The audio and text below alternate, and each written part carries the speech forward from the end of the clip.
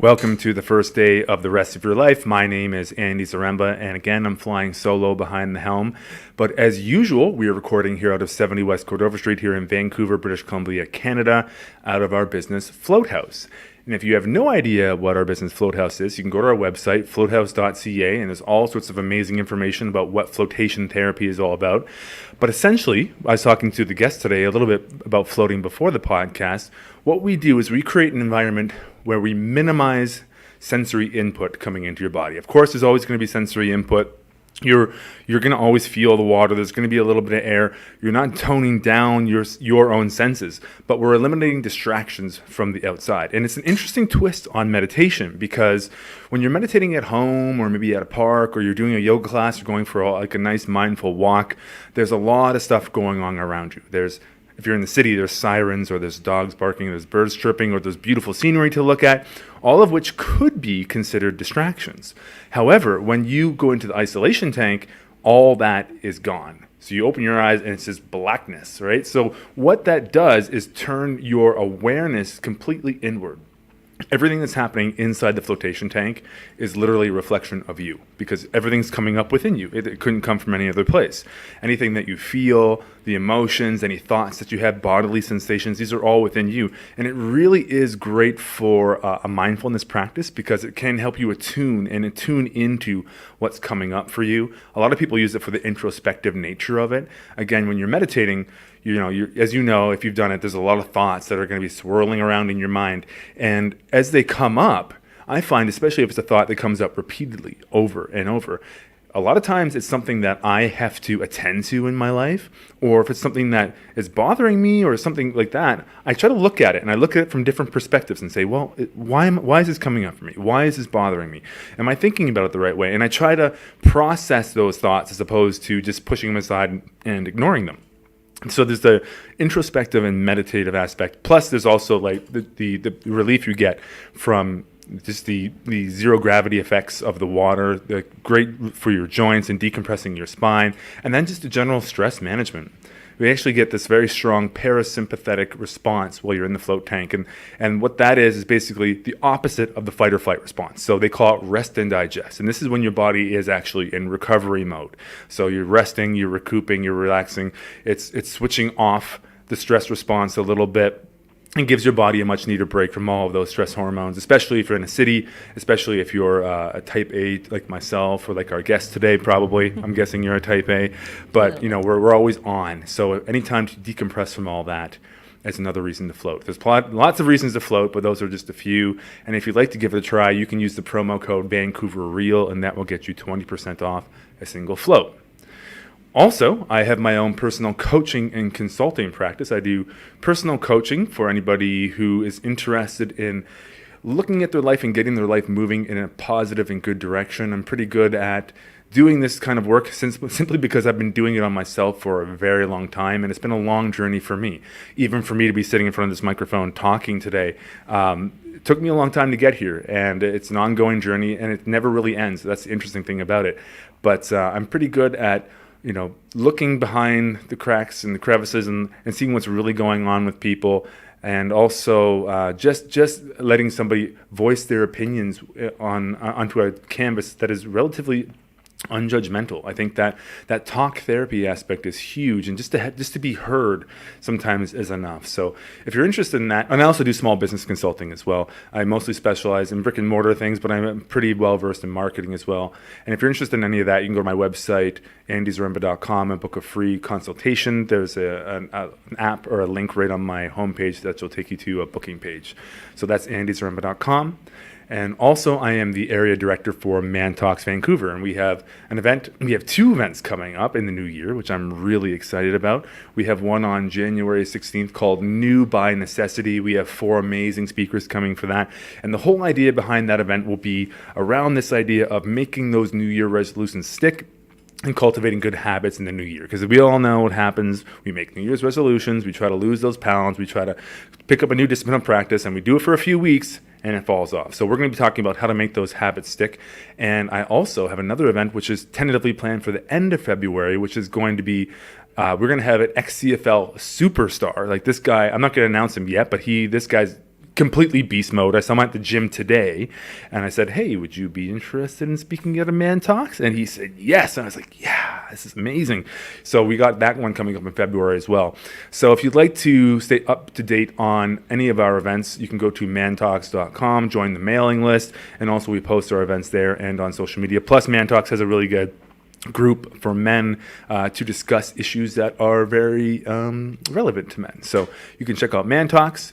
Plus, we also have the Vancouver Real community. It's a community page as well where like-minded individuals meet, and we do all sorts of free workshops typically. We have experts from the city come in and teach their craft or their skill to our community, and the deal is we do it for free. So like whoever's teaching gets all the exposure from our network, and we get their skill and expertise teaching something to our community. So check out the Vancouver Real community. It's on Facebook as well.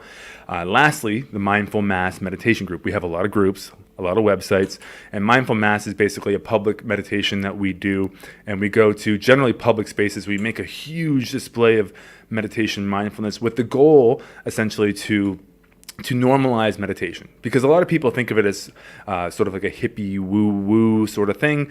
But when you go out to these events, you see people from literally all walks of life. So you get the hippies, and we love when hippies come out, so feel free. Don't feel like we're excluding you, but we also have people come out that are dressed in almost business attire. So it's this idea of getting people meditating because we do believe in the benefits of it, and we think that it's amazing for more people to be doing it. And if you want to get connected with that, it's mindfulmass.org. And of course, Carolyn Ann Budgell, an amazing local yoga teacher, heads those meditations. So that's all I have for today. No, lastly, sorry, I lied. I forgot. Our sponsor, Wise Monkey. And April, you have tried Wise Monkey coffee leaf tea, have you not? Yes, it's a delicious tea that has a hint of coffee. I don't notice the coffee taste personally, but it's made from coffee leaf, which is a really interesting concept, because what it actually does is it gives farmers who are in the coffee growing regions more work. And in those countries, a lot of times they go through these growth cycles where they don't have a lot of work, and they're out of the growth cycle of the coffee bean. And this actually utilizes the leaf of the coffee bean plant, and they'll turn it into a tea. And the nice thing about it is it's super smooth. And some people actually do experience headaches because of regular tea. Mm-hmm. And this has the reduced component which causes those headaches. So people don't experience that with that. Plus, they're like an amazingly smooth drinking tea. You can make kombuchas out of them.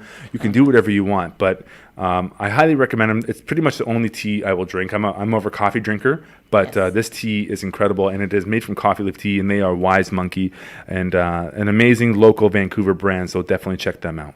Support local. Support local. And we're doing that again today with the podcast. I'm really excited for our guest. We had this conversation at a dinner. It was at what was it called? The Alliance dinner, right? The League. The League dinner. And we were invited out by the founder of Man Talks, Connor Beaton, to come out to this League dinner. And it's kind of cool because it's a great little networking event, and there's a lot of people in there who are movers and shakers in the city. Let's just call them that. Definitely. But we have the actual Granola Girl in the house today, the one behind the brand of Granola Girl. You probably see these in every grocery store in Vancouver at this point, pretty much. April, welcome to Vancouver Real. Thanks so much, Andy. Well, it's been a while. It's been a while, and we were talking about getting on the podcast for a while now, and we've been on each other's radar for a while, and nothing really has come of it. However, we had the conversation, and I'm like, April, whenever you're ready, we got a podcast for you, and it looks like now you're ready. Well, I was ready because we ran into each other, and that was a good reminder. And a few friends have been on lately, and they keep talking about what a great experience it was. So awesome. I thought, okay. Who came on that you talked to? Will Will Blunderfield. Yeah. Will is awesome. I love on his episode. It was a couple ones back. He really dove deep into his own personal story, which I thought was quite brave of him to do that. Mm-hmm. And he's a very talented yogi and very talented musician. His music is quite beautiful, actually. If you want to check out Will Blunderfield's music, again, supporting this local theme, supporting podcasts, supporting the podcast, supporting Floathouse, supporting Granola Girl, supporting Wise Monkey, and I love that. Because there is quite an active entrepreneurial scene in Vancouver, and and everybody sort of knows everyone in that community, you know, and you know what that community is. Like typically they always show up at the Man Talks events, and not everyone, but like you always see familiar faces at these events, and it is a bit of a small town feel sometimes because you always run into the same people over and over. You don't have to show up or, you know, bring a friend because you know you're going to show up and you're going to see people that you recognize. Yes, it's very. I go to these events all the time, and I guarantee I know 3 people when I walk in the room. At least. Yeah, which is it's kind of nice, you know. And more know you. Yeah, you know, that's a weird phenomenon. Isn't it? It's very strange. You know, when before we did Floathouse, like nobody gave a shit about what we were doing. And I remember after we opened, like a week or 2 after, I had just finished my shift, and I was working behind the desk at that time at Floathouse. Yeah. And I was walking down to Yaletown to go grab some dinner or something, and a group of guys was passing by me. And somebody just randomly shouted out, "Oh, it's the Floathouse guy!" And I'm like, "That's weird." Yeah, you know what I mean? It's like a fan moment. Yeah, and it is a little bit strange. Do you ever feel awkward? Like I sometimes feel awkward when people recognize me, but I don't recognize them. And I can't remember their name. Do you ever have those moments? Yeah, and I think you just have to be honest about it. Yeah. Because those brain farts come up. Yeah. But there's a few memorable fan moments, I have to say. Like, I mean, even with Emily, who just came here, she's like, "Oh my God, I know Granola Girl. I buy it all the time. I have it in my cupboard." Yeah. And they put you on a bit of a pedestal. And one time I was just pumping gas, and the guy next to me was like, "You're Granola Girl? That's literally on my kitchen counter." And I go, yeah, I'm your neighbor. I pump gas. I drive around. I'm in your community. So I'm not like this celebrity, but people kind of have that attachment to the brand. For sure, to the brand and to you. And I find it's interesting because I have definitely put people on pedestals in my life before, and I know that feeling. And it doesn't necessarily feel good. You know, when you feel smaller than or less than potentially for some reason, probably for your own made-up reasons. No, you know, I mean, for sure. Everyone has their own unique sets of gifts and talents, I believe. Like I'll never forget the one time I had a dinner. I went to a comedy show with like a full-blown movie star celebrity, and it was a double date situation. And I was sitting right across from, do you know Ray Liotta, the actor Ray Liotta? Definitely. And it was so awkward for me. It was just like, this is a big movie star. Yes. And I had a really hard time dealing with that. I think did it would talk be. To him? I did a little bit, but I felt like I couldn't. Yeah. So I understand that idea of pedestaling someone, which is an interesting phenomenon. And there is something there. I haven't really figured it out why I do that or why other people do that yet. Yeah. But I think it is. I mean, I'm sure it's quite normal with like people like him, you know, in the celebrity world where people are they pedestal people. Like it's. But I wonder if they also have that awareness of that they have that effect on you. Yeah. And if they did, what are they doing about it? Or, for example, if someone says, "Oh my gosh, I can't believe you created this company. I love it." And I really want to normalize it as well and just remind them that, hey, you know, our kids go to the same school, or I'm human. I can do it. Anyone can do it with the proper coaching and the proper motivation. But being on the reverse side, I think it helps to see that those people who we look up to are also human. Yeah. And if you just talk to them or relate on our humanness or awkward moments, you know, they have them too, I'm sure. Totally. So it just puts everyone on an equal playing field, and there's no need to pedestal anyone. Yeah, exactly. And the other thing about it too is you never really know what someone's life is really like, right? Yeah. You see one thing on social media, you see another thing when it's in person, or like if they're a movie star or something like that. Like, you know, people, especially when people are rich, it's like money is one of those things. Like the guy Stanislav Grof, I think his name is, coined the term unspecific amplifier when talking about psychedelic medicines, and I use that term for the float tank, an unspecific amplifier. So whatever's going on inside you gets amplified, right? But I feel like that same phenomenon happens sometimes when you have a lot of money, because it's like, now it's like, you know, when you don't have the means to get yourself into a lot of trouble, but let's say you have millions of dollars, like you can do whatever you want in a sense. Yeah. And then like people you could do it for the benefit of good or greed. Agreed. You could go either way. Like I know with people who have addictions, sometimes it's actually better that they don't have money. Because as soon as they will get money, they'll end up like face down in a ditch in a couple days. Yeah. But like if they don't have the resources and they can't get it, typically it's okay. So it's an interesting thing because we pedestal people, but we don't really know what their life is like on the inside. We see one face, we see one side of their life, and that's it. And that's the story of our time. That's the story of social media, right? We don't have to look far because our own family members, ourselves, we're posting something and we know the story, what's going on, or close family and friends really know what's going on if we're vulnerable enough to share it. And maybe the more we talk about these stories and the challenges and struggles, it gives permission for everyone else to, or be like, oh yeah, I can relate. That's where you connect. Right. That's where you find that connection. Or there's that idea. Remember that video? It was kind of viral. It was going around a couple years ago. As a guy at some music festival in BC, actually. And it was this guy, and he was dancing on a hill by himself. And he's just dancing and acting all goofy and crazy or whatever. Yeah. And then like everyone's kind of like looking at him. And then like one other person joins in. Yeah. And then 2 more people join in, and then like 10 people join in, and then hundreds of people join in, and it's just like the spontaneous dance party happen. And it really does speak to leadership in an interesting way, because it's like at first you're sort of dancing alone by yourself, and people think you're a little bit crazy, and they're afraid to join in.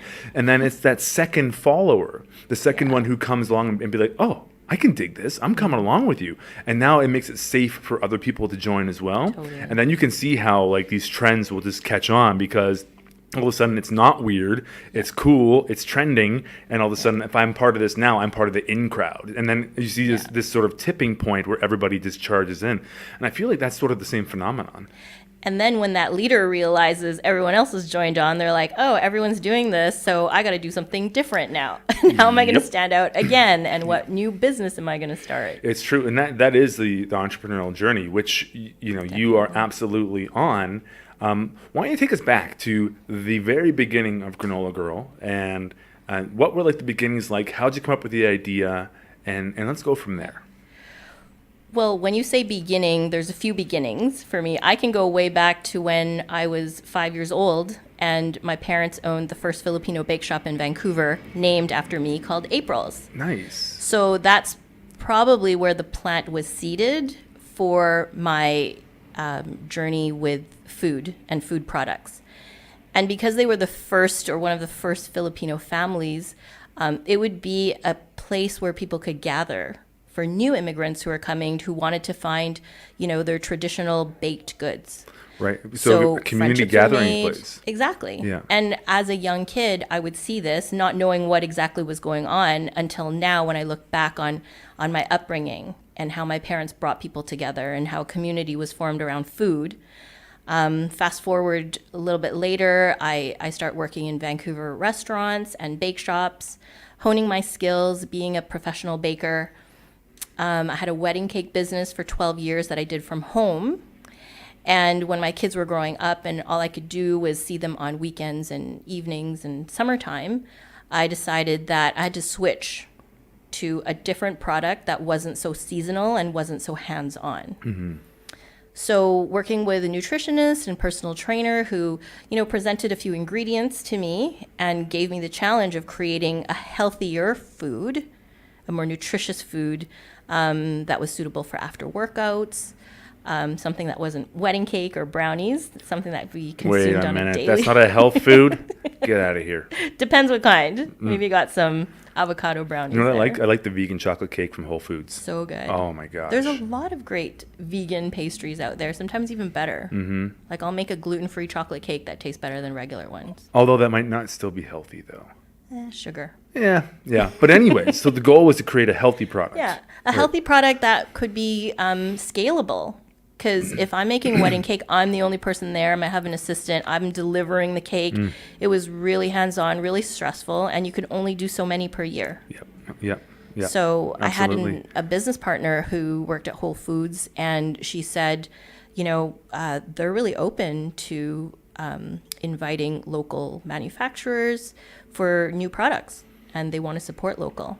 And I think it was, Caper switched over to Whole Foods, and they became my first client. Nice.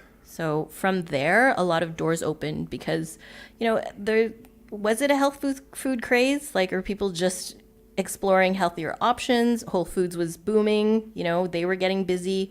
They wanted to support local products that were good and tasty, but I think they were also attracted to the brand. It's really something that stands out from what was out there at the time. Right. Because a lot of them were sort of more generic granola brands. And I feel like it's catching it at the right time as well. Exactly. With catching that trend at the exact right time. And it's interesting too, because your brand always stands out. And my wife, Lisa, always picks Granola Girl, always. Nice. And we have one in our cupboard. I had it for a snack last night before I went to bed, actually. But yeah, your brand really does stand out. But what do you think is the difference with, say, the ingredients that you use to make it like a healthier option? So first of all, we use the superfoods goji berries and hemp hearts when they were not so well known, right? But were known as superfoods that we should be consuming. Besides the taste, it is lower in sugar compared to the others, 5 grams per serving. Right. We use maple syrup and organic cane sugar, not a lot, but the other granolas use honey. And this is why our product is also vegan, because it has no animal products. Right, because honey is considered not vegan because of the bees, right? Yeah, and what I had to do was taste every single granola out there and decide what I didn't like about it and make a granola that I knew I would love and that I wouldn't get tired of after the first bowl, because when you eat something too sweet and maybe it has honey because it is super sweet, you won't have more of it. Right. And then the bag sits on the kitchen counter and it just goes stale. Yeah. That's totally true, right? So how did you come up with the original formula? Like, did you just make it in your own? Yeah, it was trial and error in my own kitchen, giving it to friends, joining a few craft shows, and giving out samples. What I find a little bit interesting about your particular story is a lot of times in entrepreneurship, you're going to first identify a market and then create a product for that market. But it seems like you just created something that you liked yourself, and then you just pushed it out there. And was there any sort of market research you did other than testing the other brands of granola out there, or just made something that you liked? It was something that I enjoyed, and because I was sharing it with everybody, I would get instant feedback. So if I'm giving out samples at, well-attended craft fair, and people are like, "Yeah, this is great. Right. Where can I get more?" There's pretty no good more feedback. Craft fair. Exactly. So it's like a big giant. Kind of made sense. Product testing grounds in a sense. Exactly. A lot of times when a new product will come out, like they'll literally have like 3 or 4 or 5 different versions of it, and then put it through like consumer testing and be like, oh, okay, well, 80% of consumers preferred this one, and then they'll go with that, right? That's totally true. But we also the original recipe evolved to what it is today. This isn't actually the original granola. The original one had almonds. And then we were getting feedback from mums who couldn't send it to school with their kids because the schools are not free zones. Mm-hmm. So the latest version has no almonds in it. Oh, good. And we also, listening to our customers who would always ask, is it gluten-free? Before it wasn't, it was wheat-free. But now we are certified gluten-free. So there's no more questions to be asked. Amazing. So small, subtle adjustments. I heard gluten wasn't really a big problem for most people. That's only if you're like celiac. Yeah. And there's sort of like a gluten scare out there that isn't really legit for most people. But still people request it, right? So it has that sort of that halo effect with it. I don't think they have an official diagnosis because, of course, we'd ask, is it a sensitivity? Is it an allergy? Are you extremely sensitive? But people know their bodies, or at least now we're recognizing that people have more awareness of what certain foods create certain reactions. And if someone says, I just avoid bread or wheat or gluten because they feel bloated at the end of the day. Who knows if it's actually the gluten or something else they're having that's causing a reaction, but people are cleansing their guts. Totally. Right? I mean, I Can't do beat a think cleanse. that carbohydrate consumption is probably way too high for most Yeah, people. Like, I drastically reduced my carbs. Like, I did keto for a while, which actually worked really well Yeah. for me. The only thing I didn't like Same. about it is that I found my muscle mass started really reducing on it, Really? and my strength was really going down. As soon as I added the carbs, it was like, wow, I felt like Superman in the gym again. But that was the one thing I noticed. But again, like I have minimal carbs. Like I'll have just a little bit now, and I find just having a little bit, I still get the energy that I like from them, but I don't Nice.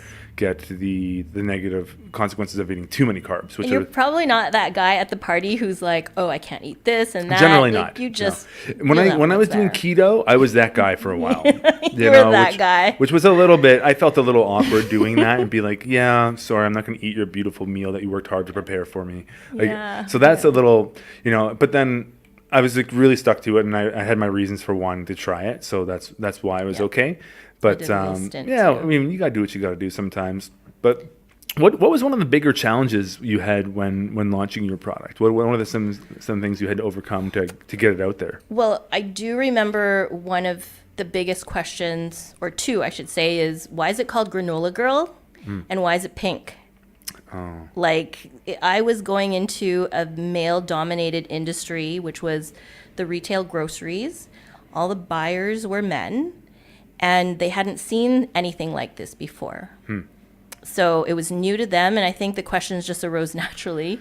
They didn't mean anything by it, but it's like, do you think you're eliminating, the male population? Do you think we're going to only sell to women? I think that's what their fears were. But I kind of focused on why not? Like, why not Granola Girl? right. Yeah, I mean, it is niche. Niche in meaning women generally, which is like not that niche. But Who are the main, purchasers of your home? Like, who buys the groceries? Yeah. You or Lisa? well, I mean, she does more of the grocery shopping than I do. Yeah. Yeah, but and she buys your brand. But also, I mean, like the packaging is one thing, but it's like for me, it is about the product. It's 100% about the product because it tastes really good. Well, it has to, but what is going to attract someone to the product in the first place? Yeah. And how are they easily going to find it on the shelf when everything else is, Brown blue, green, or and- brown? yeah. And blending in, it's like camouflage, right? It's true. It does stand So you out. can find it. So it is strategic that way for sure. And the pink, women, I'm going to say this, we are suckers for packaging. We might buy a beautiful box that contains nothing but peanuts inside or anything just look at because how we like the pretty it packaging. is. Yeah, because I want to display it in my house and, it goes with the decor. It's an true. aesthetic. It's true. Aesthetic, Yeah. right? There's Yeah. a certain look. So that was one stumbling block is like, why do you name it Granola Girl? Why is it pink? Why are you focusing on women? Do you find that your customer base like slants that way? Well, definitely. And why we exist and what we stand for is to give a voice and to put the spotlight on women entrepreneurs who might not get that attention, that women who are doing great things in the world, right? Or all I have to do is give the example of, an NBA player versus a WNBA player. Right. I have a daughter who plays basketball, but she's not able to turn on the TV and watch WNBA Right.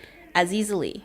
Right. And so I just thought women are kind of not getting enough attention, and we should celebrate the ones who are doing great things without getting or being in the spotlight. I think that's great. I mean, I think it's that's something that's definitely more part of the zeitgeist of our time now, and we're seeing more and more of that. Fortunately, because a lot of talented women out there. There's a lot of talent. There's a lot of, and I think we got to utilize all the brains we got as humanity, right? I think it's definitely shifting. Yeah. Here we are connecting more, and it's not about being the richest, or maybe it's about being the nicest guy in the room, right? Or how you connected, or how you helped other people, and not who made the most money. It's not necessarily about just pure status, right? Yeah. So you initially had some struggles getting in out, but now we see it pretty much on all the shelves and most. I mean, I see it all the time. So I'm not sure exactly where. Like, what stores are you in now? Mainly Save On Foods, Yeah. London Drugs, Yeah. Whole Foods, Choices, Nesters right over here. Okay. A lot of local community grocery stores, even the smaller independent ones. Yeah. And how's been the journey of starting off relatively small and then scaling? So there's so many hurdles, and Right. I've been learning along the way. Yeah. You know, there's almost too much to talk about. Well, but I'd like to, if you can give us like an overview of that process, that might be really cool, because I think it's an interesting So- experience that you've had that way. you probably encounter issues with staffing, Mm-hmm. right? I just had an interview earlier today, and they said, "How many people do you employ?" And I'm like, "Nobody. I don't have any staff. I work with subcontractors." The move to scale up was to find a co-packer. A co-packer situation is what allowed me to produce on a larger volume with spending less, with less overhead. Right. So my staff moved over to the new co-packer kitchen. So, you know, there's been consistency with how it's turned out, even though someone else is making it. Larger batch. Exactly. Yeah. They had bigger equipment that I would have had to invest a lot of money into to get to that place, and I wouldn't have been operating, you know, 24/7. Right. So that kitchen or that equipment would just be sitting there without me using it. Whereas this person, the co-packer, Hidden Garden, they're able to maximize their all their equipment and use space Right. and time. That's amazing. Right. And are you still currently with them? Yes. Yeah, it's Like- a really good relationship, which is so hard to find in How- the food industry. Like how many units are you moving of this? Because I mean, eventually, like, would you outgrow them or add another co-packer, or how does that work? Well, it's kind of a numbers game. You know, when you reach a certain volume, you get to one co-packer or to the next level. And then when you hit, you know, exponential volumes, you're going to go much bigger. Like a big run with bigger equipment just means, but I'm not there yet. I'd say I'm in that in-between stage. Right. But we do want to grow, and we're doing it at the pace that I'm comfortable with. Because Right. it's my business. Well, I don't have to speed anything up, but there are goals definitely to expand and scale further. now what about when you're in something like Whole Foods, like a business like Whole Foods that's, you know, North American wide, and Yeah, what but they we're see, only in BC. right? And they see, right? I know you guys are only in BC, but I'm saying like Mm-hmm. if they see in BC that a particular brand of granola is really moving, Yes. it's like, would they say, hey, we want to bring your product and roll out across all of our locations? Yeah. Does anything like that ever happen, or have you been approached that way? Not quite yet. I would love to expand across Canada first. I haven't taken, you know, concrete steps in how to get to the States. If there's anyone out there who would love to help, I'm sure that's totally its own open to challenge. that. Yeah. Yeah, because there's a whole set of rules and regulations. You'd have to get new packaging. The nutrition facts table is going to look different. And that's an investment. And it could be too. even You state need by money. state too.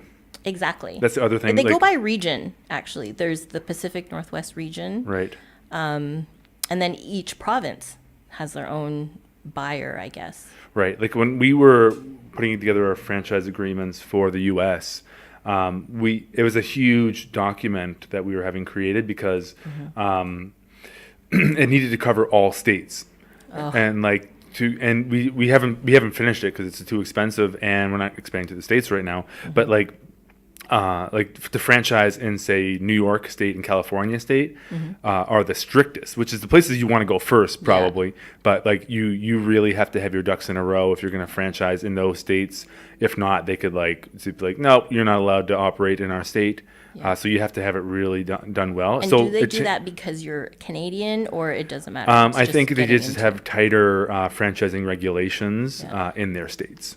So, and there are some that are less. Like BC is one of the easiest ones to franchise in Canada, easiest province for whatever reason. I think that's changing though. The best option for me is licensing. Yeah. So instead of exporting to the States, I can actually find someone to produce it and manufacture it and distribute it there. Right. So it would be a licensing agreement. And I actually have a licensing agreement in place with a family member in the Philippines so that they can produce it and manufacture it and sell it over there.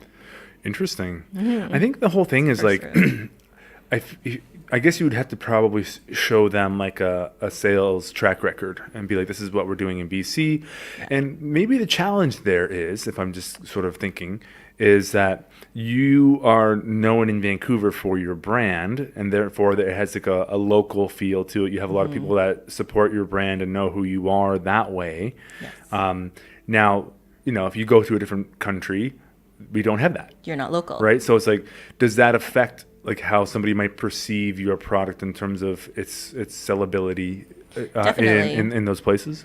So there, you're going to have to market more the flavor or the taste, or perhaps people in Asia are interested in the trends in North America. Yeah, that's something. Who eat granola? What makes granola so great? Why are they consuming this for breakfast, lunch, and dinner? People are crazy for it sometimes when they really love their granola. Right. But I think that it's also important not to have just a great product, but there's a message behind it. So when countries are getting aligned to the importance of, women, if they want to be more women focused or celebrate women as we are, then the local factor won't even, be a consideration. Right. Because they love the pink. And they love what you're doing behind the brand. So having a brand that actually has a message behind it as well. Yeah. So how do you communicate that message? First of all, what is that message exactly? We touched on it a little bit already, but also what, how do you actually support women with your brand? So a few ways. We set up a couple programs where we have breakfast parties and we invite some Instagram bloggers or influencers on Facebook or Instagram so that they can come and gather and network offline. And from those parties, we make announcements. First of all, we want to educate them about who we are, what we're about, let them try it if they've been interested, and they get to see their friends and make great connections. We want to collaborate. We want to sponsor events where they are women focused.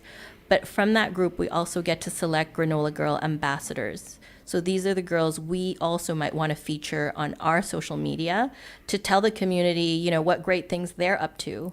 Right. Whether they've set up a charity, nonprofit, have a business, whatever. Yeah, have a business, be an amazing athlete, going for the Olympics or World Cup snowboarding, things like that. Right. Yeah, I think that's a pretty strong model. Pretty common these days. We have our float ambassadors as well. And exactly. Yeah. So because that's the best kind of marketing, right? When, like you said, when it comes from the person and not from the owner. Exactly. Especially when they actually really use the product, right? Exactly. Yeah. So what do you see? How do you see the future moving forward for you? Like, what would you like to have happen with Granola Girl?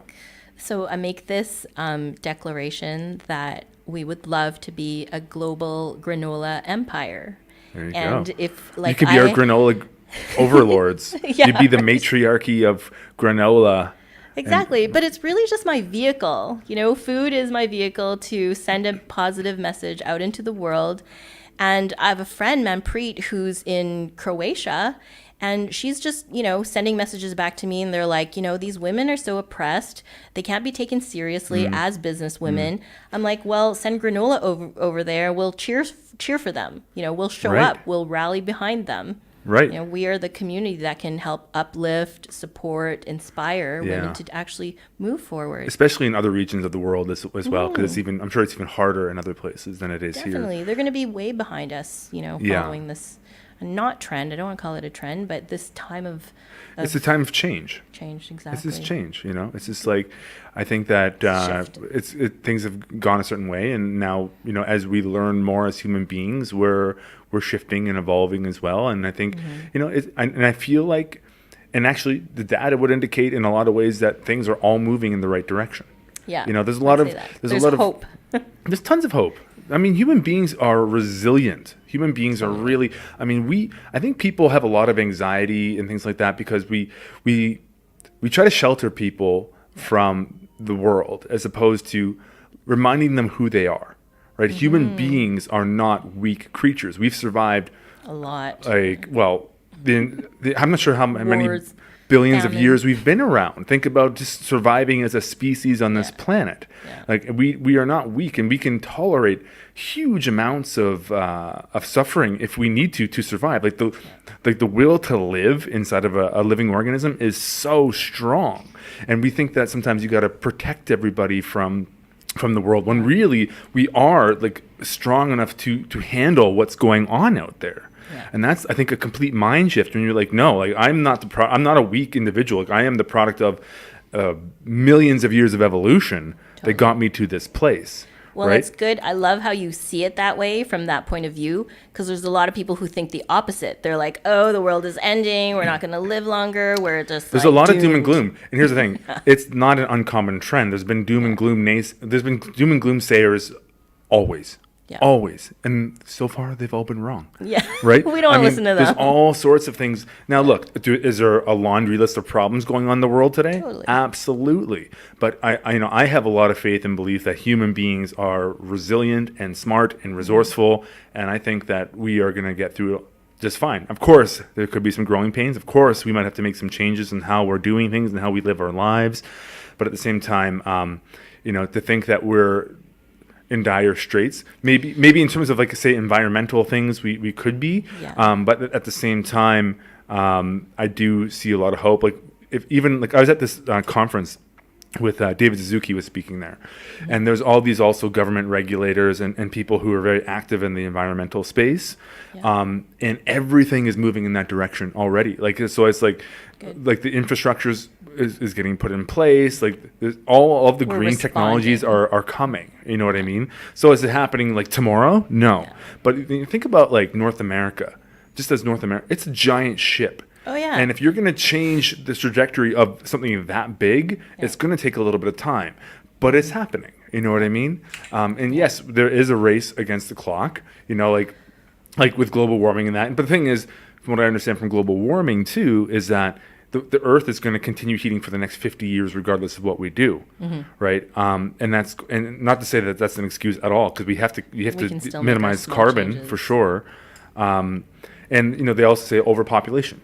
Well, the Earth is going to peak population at around 9 billion people in around 2070. Yeah. And then after that, it's going to start declining.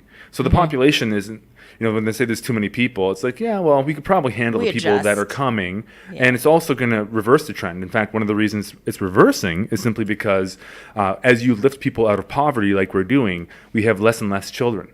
Because in developing countries where it's like there's higher child mortality rates. Yes. Typically, it's like people have more children because they're hedging that they might lose a couple of them. Yeah. As you lift people out of poverty, they have one or two children or maybe none. Yeah. And that's why we're seeing like the birth rate actually decline. And it's really true. I mean, an example of that was when I was visiting the Philippines, and I had a friend who was living there for a couple of years.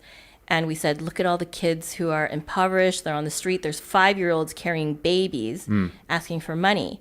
And when she actually went and talked to, a mother who had 2 little babies, she's like, is there a way you can stop having more babies? And she's like, I have more babies because I have a better chance of one of them taking care of me. Exactly. Or one of them making it big. And can lift us out of this situation. Right. So that was the reason why I have more kids. Exactly. And the good news about the poverty thing is that we are lifting people out of poverty faster than we ever have before. Yep. It's not nearly close to being done, but again, it's trending in the right direction. So it's like when people are very doom and gloom, and here's the thing, I was in that for so long. Really? And I call it the mind matrix, where it's like your mind is, there's this guy Dostoevsky, and he said that human beings will never be happy because we're always looking for the thing that's wrong. So as soon as we fix one problem, then we're like, well, where is the next problem? And it's sort of our nature as human beings. Yes. If you're looking for it, you'll find it. Right. But the truth is, it's like, there's a lot of good, and I think a lot of hope, and I think we are moving in a good direction. I mean, it's got to move. It's got to change. Things are changing. But it's like, if you get wrapped up in the doom and gloom, like we're all done for, like, I think that's a very negative state of being to be in. Do you think that might have changed when you became a parent? Because I know you're a dad. I've got 3 teenagers, and you want to have hope because our kids are growing up into that world to replace us. Yeah, so, I think so. I think it's better. It's being a parent has greatly impacted my life and the priorities that I have, and it definitely makes me consider the future a much more that I have a child now. And I don't want to tell a small child that the world's going to hell. Exactly. I don't want to do that. What kind of future is that for them? It's like I mean, look, of course they're going to have to be aware of problems, and unfortunately they're going to get handed a whole bunch of them from us. Or they can come up with the solutions. Exactly. But it's just like the right tools, I just right think environment. People get so locked in these negative mindsets And I think it's just a trap. I think it's a trap that we put ourselves in. And I do feel like we can rise above it. And this is not like, the term, the trendy term now is spiritual bypassing. I'm just going to be like, oh, I'm going to be spiritual and it doesn't matter, No, it matters, But at the same time, not getting locked in that negative mindset where you think it's doom and gloom. I think that's very huge. Narrow perspective. Right. And I'm always interested in listening or talking to people who are a lot more open to just, you can't paint the negative light. Exactly. Right. Exactly. Opportunities, being able to recognize it. Yeah. And not only when and if there's a good opportunity in front of you, to actually do something about it and not just let it slide by. So how do you, here's the thing. Human beings, we all know, we face resistance. Resistance creeps in when we want to get something done. When you feel that resistance creep in, I'm assuming you do. Maybe you don't. Maybe you're pure warrior I think mode. I'm going through it, right? like in real time. Well, I think you did. When you came here, you felt a little bit anxious, you said. Yeah. And now I don't detect that anymore. No. But when you feel that resistance coming on, what do you do to overcome that and move past it? Well, thankfully, there is an amazing group or network of women who have been with me from the beginning, or people I've met along the way who I feel they get me. And when I'm having those resistant moments, it's a quick phone call. It's like, April, you got to sit in that shit for a little bit. I'm not going to distract you. I'm not going to tell you to go somewhere to make yourself feel better, but actually, sit with it and feel it out, and don't just brush it aside, because like we said, it's going to come back bigger, stronger, maybe as a more ugly beast that you don't want to deal with. Right. So you got to face it head on. You just face it head on when it's ugly. It's not a good place, because even for me, I have that muscle memory of times when I felt so down and so low that I can feel it in my body.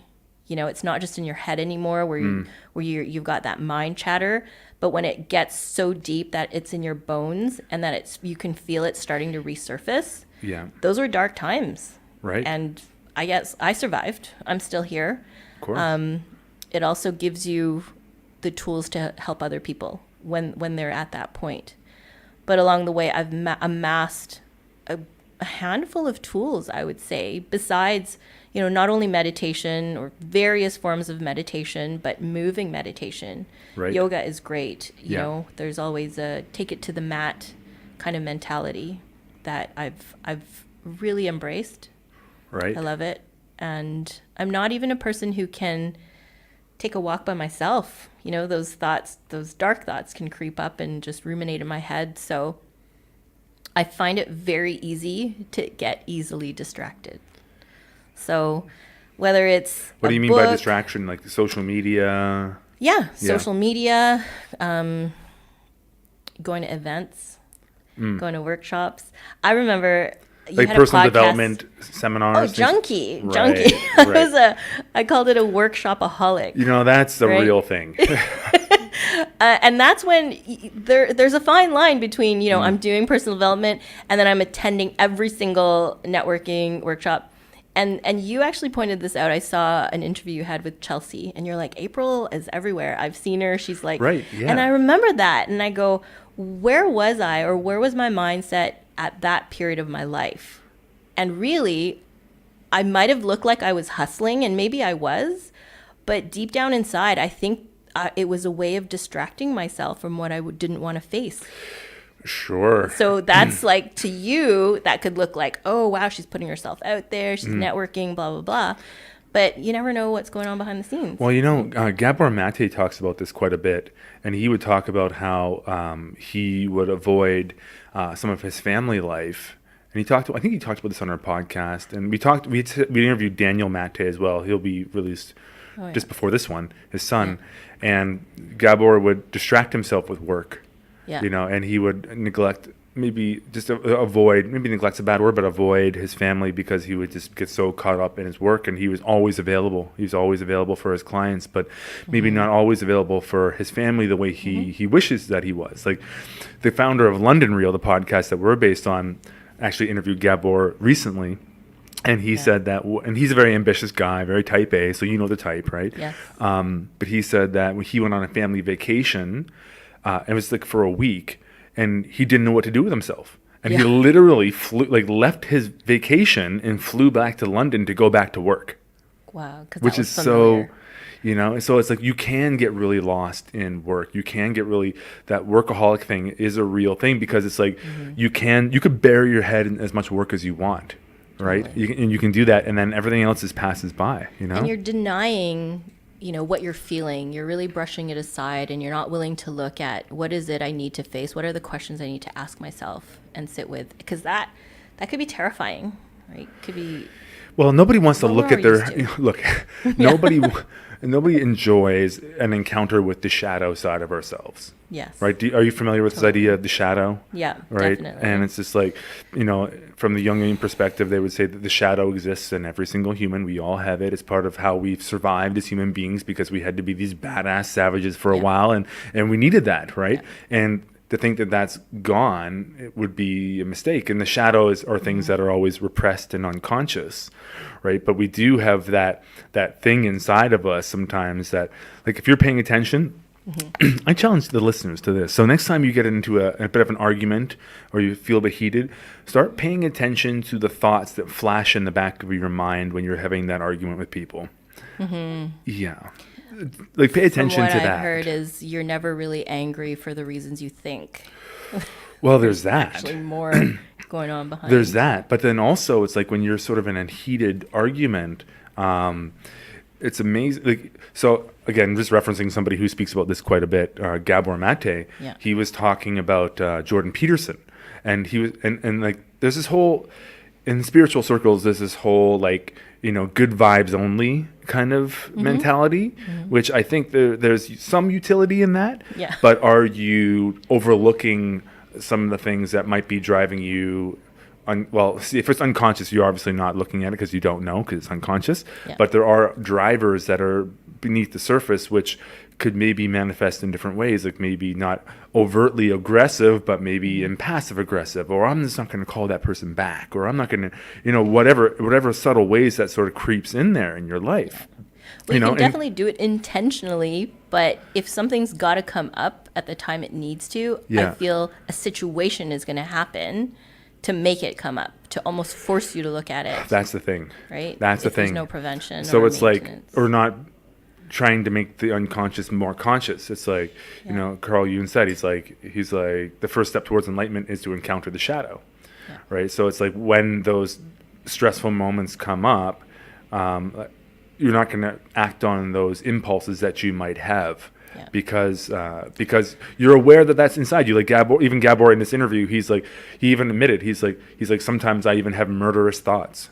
Like he said that in the interview, and it's like, thank you for being honest. Yeah. Thank you that you can be honest about the fact that you can be angry too. Yeah. And not making somebody wrong because they're angry. Like there's a lot of shame around that sometimes, but it's like that's a normal human emotion. We all have it, right? And I'm reminded about this Greek mythology story of Persephone, taking it, from the female side. She was the goddess of the underworld, but it was only because she learned to embrace her role as the queen of the underworld, or the wife of Hades, because she was always wanting to go back to Earth, back to her mother. It was springtime. But in the times that she left Earth, because she was captured by Hades and brought to the underworld, she was resistant. And I guess after a while, she realized, you know what? I'm going to make the best out of the situation and embrace this role. I know I'm going to have to go back anyways. So instead of resisting it or fighting it, I'm going to embrace it. And she became the queen of the underworld. So it's like, take your struggle and challenge and turn it around. Sure. And those archetypal stories like that are just examples of the human experience, right? That's why we pay attention to myth. That's why we pay attention to those classic stories, and we pay millions of dollars to the box office to watch them over and over again, right? The stories reacting They're out. reflections of us. So what are some of the challenges that you've overcome personally in order to get to where you are today? Because I think it takes a lot of self-work to be able to push yourself out there in the way that you have. It has for me anyways. Yeah. What are some of the things that you've had to overcome to get to where you are? There's so many things that when you're entering the world of business or entrepreneurship that you think you have to show up as. you think you have to have an MBA, you think you have to dress or look or show up a certain way. And I thought, this isn't real. Like, I'm not going to say I have huge, extensive business background and education if I don't. And sometimes you feel like a fraud. Sometimes you feel like that imposter. It's the like, what am syndrome. I doing here? What am I doing here? These people are all, highly educated, highly experienced business people. I'm figuring it out. And I don't feel comfortable in a business suit. And who are these women or people out there that are doing it in their own way, doing it their style? And even if I couldn't find any examples, I said, well, I'm just going to have to do it. So I'm going to create these networking events. I couldn't fit into the traditional networking events that I attended. I just felt like, I don't fit in here. Who are these people? Like too business oriented? Yeah, like, definitely. Okay. They were maybe talking about finance or bankers and right. things like that. And I felt really out of place, and I was really uncomfortable.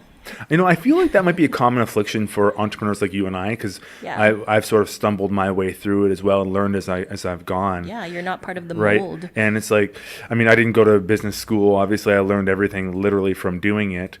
And I think there is something to that more traditional business education, because I think when you're going through those programs, it's like you're going to have access to, say, case studies, and you're going to learn how different things have trended and unfolded and how certain things can go, because you've learned a little bit more about it, or maybe you're more specific, like into marketing or finance or whatever, right? Yeah, you need those foundations. But Yeah. I worked with 2 interns who were taking MBAs and are international business students. And 4 months with me, I think they learned quite a lot. And they would admit they had a fun time. They learned a lot. They worked with me directly and learned so many other creative ways that the textbooks wouldn't have taught them. And that's, I think, right there you touched on, is part of the key, and that is the creativity aspect. Yeah, In the fact, experience. Entrepreneurs have almost the same personality types as artists a lot of the time, because we're more generally highly creative people, and we generally have we're high in the personality trait openness.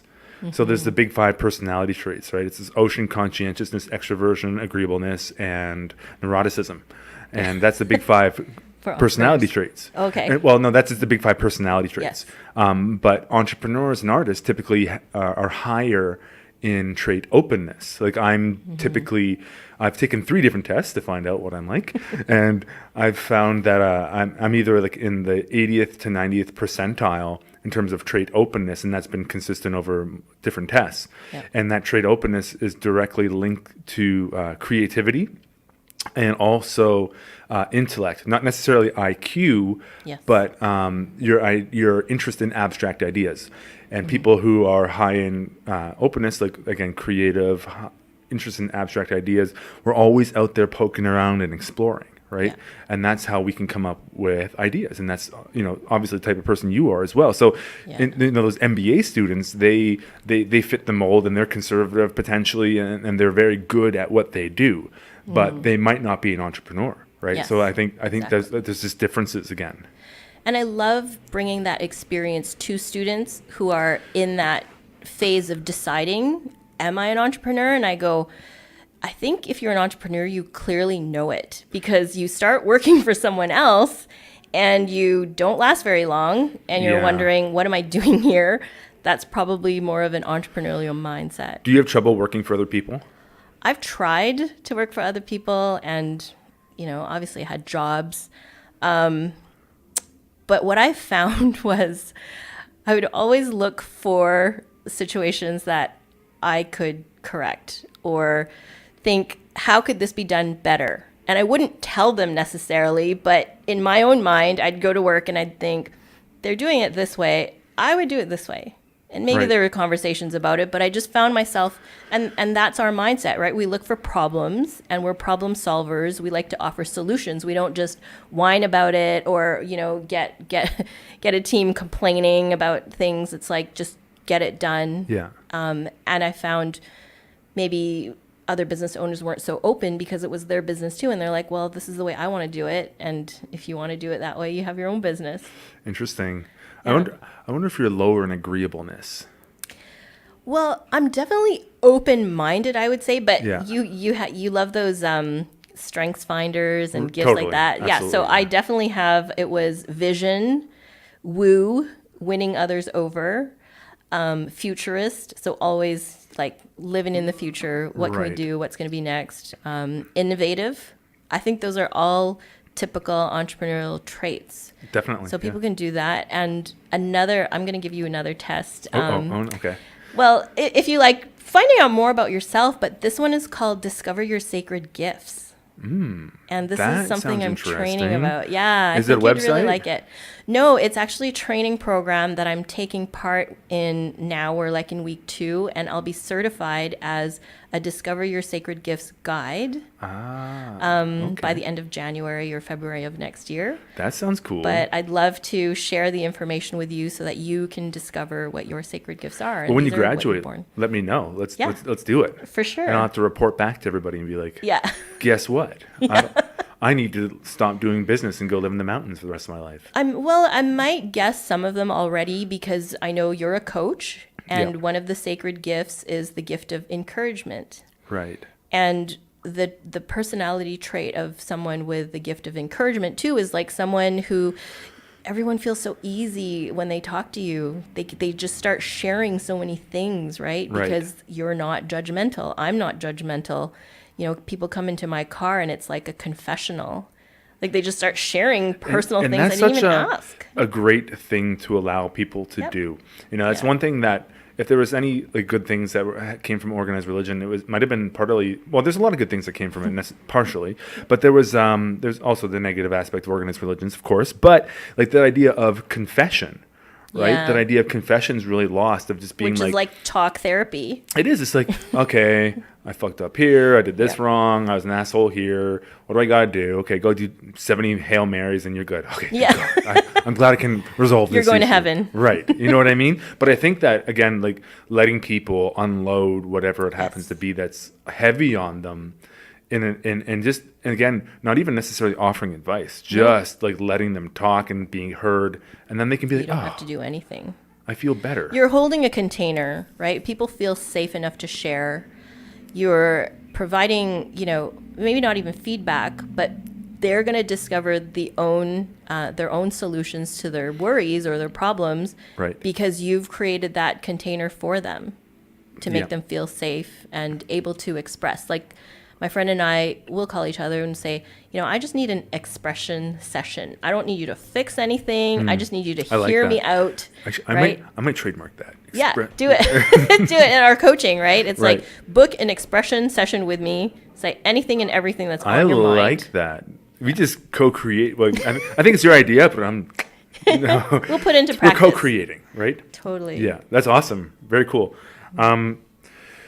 What advice would you give to your 25-year-old self?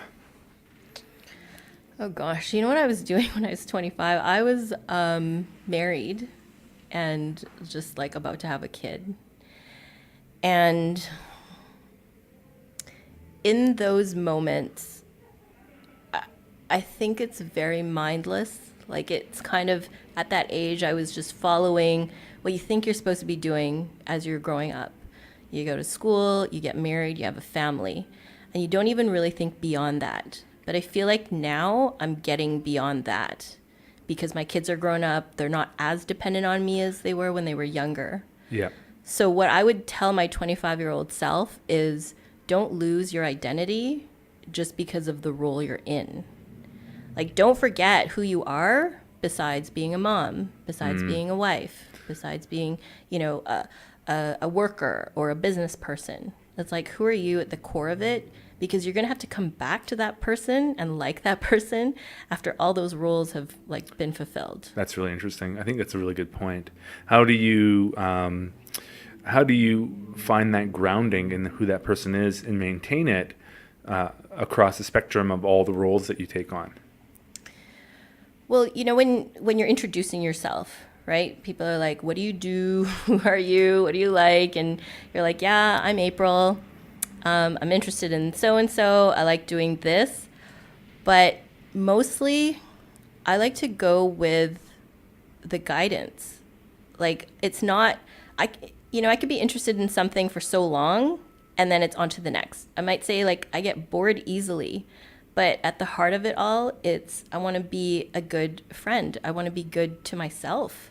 I want to learn to appreciate, the characteristics that I have that people like in me that I don't necessarily see in myself.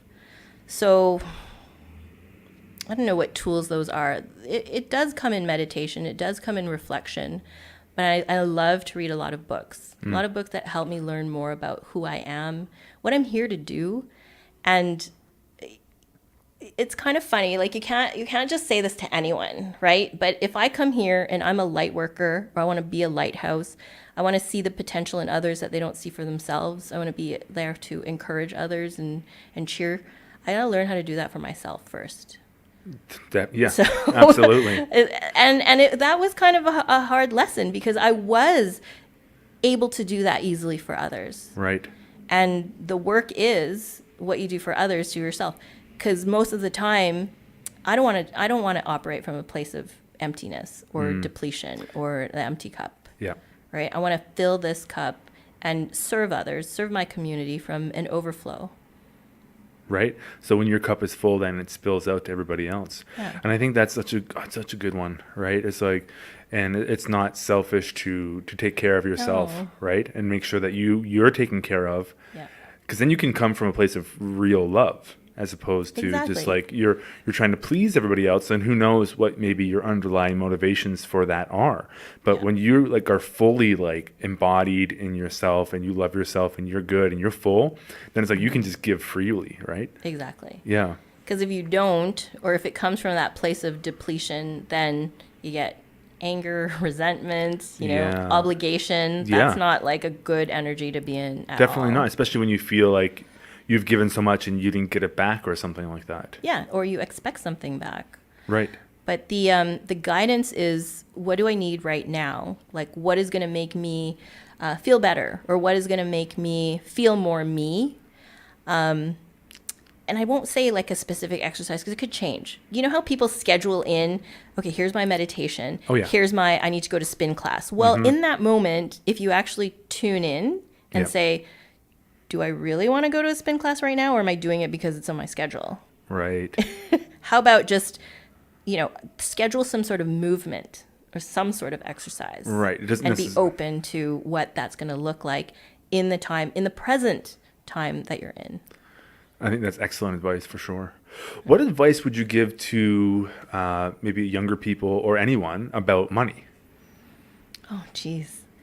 These are tough questions, Andy. I know these are my sort of standardized questions, but I like to hear these answers from people. Well, I came from a really good upbringing, loving parents, loving home, but my parents fought about money. And as a kid, I would see that. And I think when you see things that you don't like, you want to change it when you're an adult too. So for me, the money part is you got to respect it. You got to really understand it, because there was a period too where, being in business, it's hard to look at financials if they're not always great to look at. But it's a really important factor to determine what your next steps will be. Like I've actually appreciated my accountant, the financial analyst, whose concrete black and white answers are like, you should do this. This is where you should cut back. So just, I would say, get comfortable with dealing with your numbers. Well, the numbers don't lie. Yeah, they don't. It just shows you what's going on. Mm-hmm. Right. And it can be difficult to look at sometimes for sure. But it's like, if you don't, you're flying blind, literally in business. Yeah. You got to know what you're spending where, that's critical. I also have this, I don't know, maybe belief that money comes and goes, but you can't let it determine the success or failure of you as a person. Right. So it doesn't determine your self-worth. Yeah, exactly. And I would put that was like one of my 3 commandments of entrepreneurship, is like the success of or failure of your business doesn't determine your self-worth. Right. Yeah, don't take it so personal, right? Yeah. It's like don't put such a premium on failure, maybe. Yeah. Right. It's your like business is an extension of you, but it's not you. Mm-hmm. Definitely. You mentioned books. What are some book recommendations you have for people? I am a big fan of Gary Zukav. Gary Zukav, I actually met him at Wanderlust in Whistler. He wrote Seed of the Soul. That was way back when. But he has this demeanor of the peace that you want to experience by just understanding, why we're here, what we're meant to do, relationships. It's a very soft approach because he's a very gentle man. Even when he speaks, he's very soft-spoken. I saw him on Oprah, and he helped a woman understand who had, had a miscarriage, why this was happening, why there's like a bigger picture, who she should be focusing on instead of the loss of her child. Yeah. So it's really about choosing love over fear. What would love do? How to interact with others, just having more heart behind your intentions. And I don't know, I think he's heavily influenced. And I actually was able to tell him to his face how my father passed away in 1999. And I was like, Gary, I picked up your book and I felt these are the words. It's like a spiritual father. These are the words that I needed to hear when my father passed away, just to help me know that life can go on. Right. That we're here. We have good things to do and big things to do in our own small, unique ways. That's good. What's the title of that book again? Well, the original is Seed of the Soul. Right. There's Heart of the Soul, Soul Stories. Okay, so just dive into those. Yeah, Gary Zukav. Amazing. Is there anything else you'd like to get out there today? Well, next year I know I'm going to do more of those Discover Your Sacred Gift workshops. Okay, in small groups. So how can people be alerted of that? They can easily find me on Facebook. I mean, I show, what I do day to day as an entrepreneur, things that I do. It kind of looks like a lot of fun, but behind the scenes too, there's some work, there's training. I take on maybe 10 to 20 people so that I can practice during my training, but I officially want it to be known that starting in February, I would love to offer this as part of my coaching services. Because it's part of a formula, actually. It's part of a formula, Discover Your Sacred Gifts, part of a formula of living on purpose. So big right now. Yeah. Yeah. The purpose. Living on purpose. Being on purpose. What's one of the ways you've discovered purpose? Well, actually, this is great. One of my cousins told me early on, when I started a business, she goes, it sounds like you have chosen a great career path that is actually sustainable. So rather from going from job to job, you actually created a business.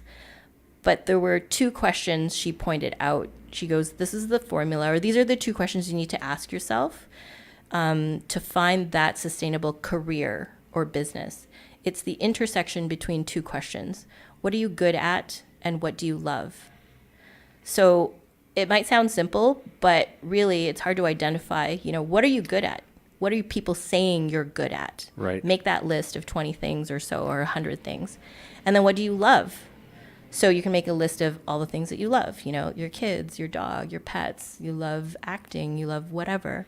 And then you're going to do this cross-check of those two lists and try to find a career combination that will really serve those two that light up in front of you, because that's what's really going to light up your heart. This is what's going to make your heart sing. That's what's going to make you jump out of bed in the morning to get to your job or to your business.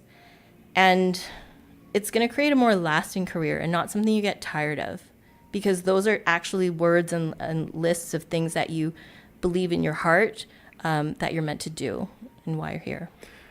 That's amazing. Well, the purpose aspect of personal development is a pretty big topic now in a lot of circles. And it's such a big one because they find people who are purpose-driven are just better off in all ways in life. You're healthier, you have more meaning, you're less prone to depression and mental illness.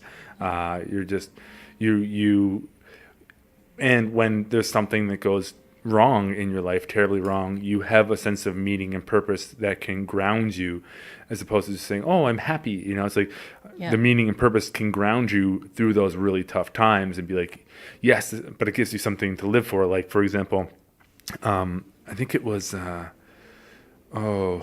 Viktor Frankl in Man's Search for Meaning, right? He had to find something that he could ground himself in while he was in these concentration camps. And what he ground himself in is what allowed him to survive horrible conditions. Yeah. Right. It's like Nietzsche said, you know, he who has a why can bear any how. Right. It's so true. When you're connected to your purpose, you can bear anything you need. But I think the thing where most people struggle with is where and what is that purpose? Yeah. So I think for the business that I created, the why became a message that is actually bigger than me. So